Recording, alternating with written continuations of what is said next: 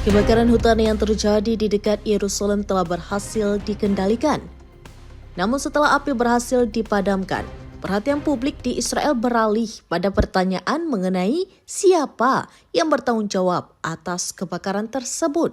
Perdana Menteri Israel Benjamin Netanyahu dan Menteri Keamanan Nasional dari sayap kanan, Itamar Ben-Gvir, secara terbuka menyatakan bahwa kebakaran tersebut kemungkinan merupakan tindakan pembakaran yang disengaja. Namun pihak kepolisian dan Dinas Pemadam Kebakaran Israel menepis klaim tersebut.